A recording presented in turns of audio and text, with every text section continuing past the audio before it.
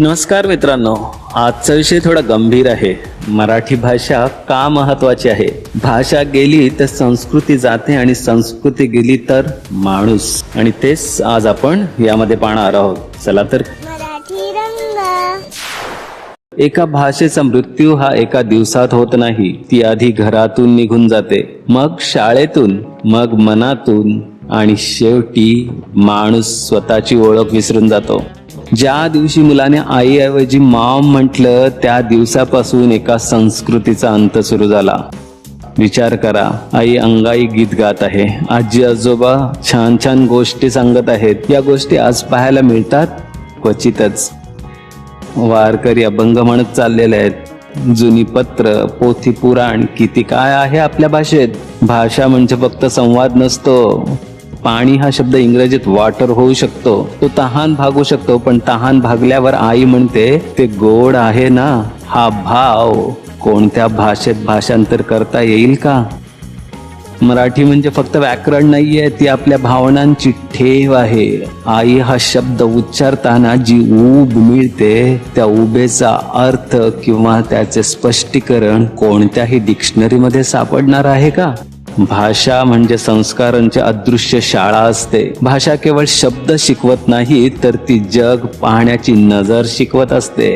ब्रिटिशांनी त्यांच्या भाषेचा वापर कसा केला माहित आहे? ब्रिटिशांनी अर्ध्याहून जास्त जग जिंकलं ते तलवार आणि बंदुकीच्या धाकाने नाही, तर भाषेनं जास्त. 1835 मध्ये थॉमस मॅकलाय यांना म्हटलं होतं, we must create Indians who are Indians by blood but English in taste. म्हणजे आपण असे भारतीय निर्माण केले पाहिजेत जे रक्ताने तर भारतीय असतील, आवडीने मात्र इंग्रज असतील. म्हणजे त्यांनी फक्त इंग्रजी शिकवलं नाही, तर भारतीयांना स्वतःच्या भाषेची लाज वाटायला शिकवलं. कारण त्यांना माहित होतं, ज्याला स्वतःच्या भाषेचा अभिमान नसतो तो मानसिक दृष्ट्या खचतो.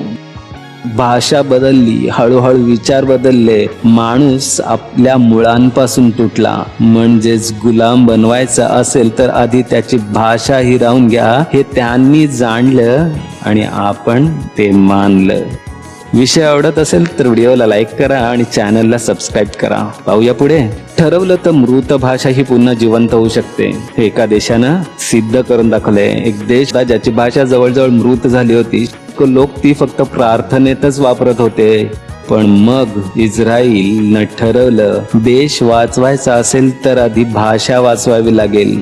लोकांनी सॅक्रिफाय केलं, घरात दुसरी भाषा बोलणं बंद केलं, आधी भाषा घरात फुलवली. आईवडिलांनी मुलांशी तुटकं फुटकं हिब्रू मध्ये संवाद केला, पण हार मानली नाही.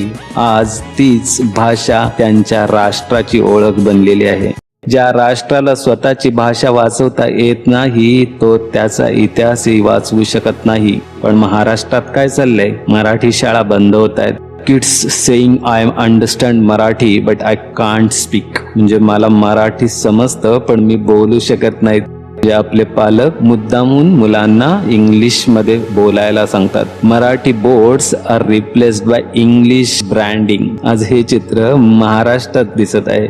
एक विचित्र भीती निर्माण झालेली आहे. पालकांना वाटतं मराठी बोललं तर मुले मागे पडतील, म्हणून घरात इंग्लिश, शाळेत इंग्लिश, मोबाईल मध्ये इंग्लिश, आणि मग मराठी तिचं काय? ती कुठे? फक्त मराठी दिनापुरती आणि विशिष्ट सणांपुरती. आपण मुलांना करिअर देतोय, पण त्यांची खरी ओळख हिरावून घेतोय. त्यांना उच्च शिक्षण देतोय, पण त्यांचे स्वातंत्र्य बंदिस्त करतोय. ज्या घरात मराठी मरते तेथे फक्त भाषा तुटत नाही, तर 2 पिढ्यांमधला पूल तुटतो. हीच ती भाषा आहे ज्यात छत्रपती शिवाजी महाराजांनी स्वराज्याचं स्वप्न लोकांच्या भाषेत सांगितलं. तुकारामांनी माणुसकीची भाषा मराठीत लिहिली. ज्ञानेश्वरांनी वेद सामान्यांसाठी मराठीत आणले, कारण त्यांना माहित होतं, लोकांची भाषा जिंकली तर लोकांची मनं जिंकता येतात. पु ल देशपांडेंनी मराठीला हास्य दिलं, भावना दिल्या आणि आत्मा दिला. मराठी फक्त बोलायची भाषा नाहीये, तर ती आपल्या जगण्याची पद्धत आहे.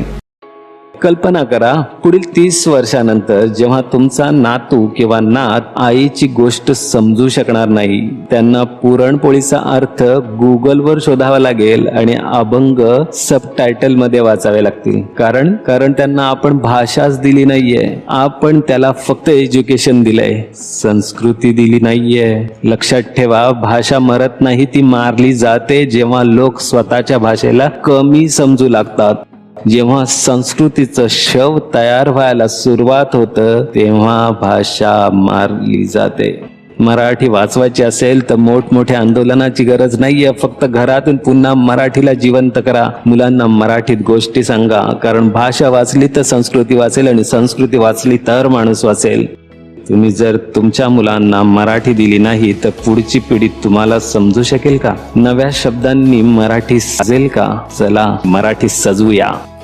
व्हिडिओ आवडल्यास लाईक करा, शेअर करा आणि चॅनलला सबस्क्राईब करायला विसरू नका. हो, मला माहित आहे हे वाक्य सुद्धा मी मराठीत बोललो नाही, पण मालिका संपेपर्यंत हे वाक्य मराठीत बोलेल, कारण सर्वच एकाच दिवशी पचणार नाही. जय हिंद, जय महाराष्ट्र, जय मराठी. मराठी जगूया आणि मराठी सजवूया.